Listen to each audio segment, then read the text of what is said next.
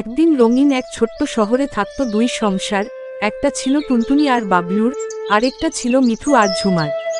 দুটো পরিবারই খুব ভালো, কিন্তু তাদের কাজের ভাগাভাগি একেবারেই আলাদা ছিল।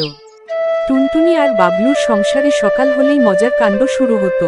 টুনটুনি উঠেই বলতো, আজকে কি কাজ করবে?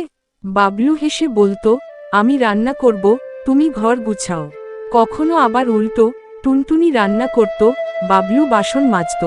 তাদের ছোট ছেলে পিকু তো আরো মজার, সে ঝাড়ু দিতে গিয়ে পুরো ঘরেই ধুলো উড়িয়ে দিত।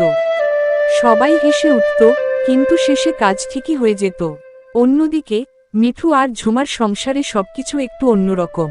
ঝুমা সকাল থেকে রাত পর্যন্ত সব কাজ একাই করত, রান্না, বাসন, কাপড়, ঘর গুছানো, সব।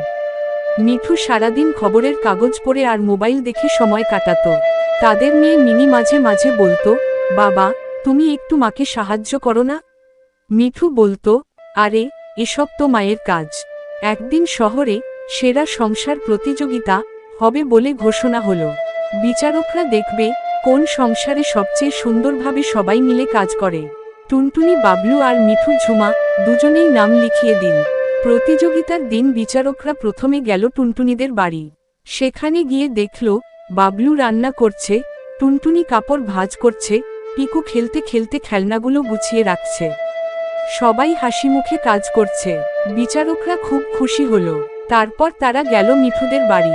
সেখানে গিয়ে দেখল ঝুমা একাই দৌড়াদৌড়ি করছে, ঘামছে, ক্লান্ত হয়ে পড়ছে। মিঠু সোফায় বসে আছে, আর মিনি চুপচাপ মাকে দেখছে। বিচারকরা একটু চিন্তিত হলো।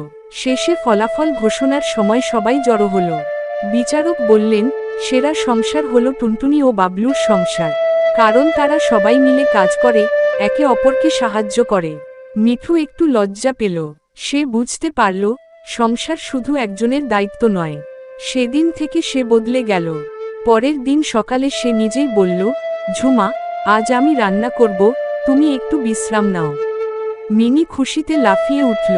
এরপর থেকে দুই সংসারই আনন্দে ভরে উঠল। কাজ ভাগ করে নিলে যে জীবন কত সহজ আর মজার হয়, সেটা সবাই শিখে গেল।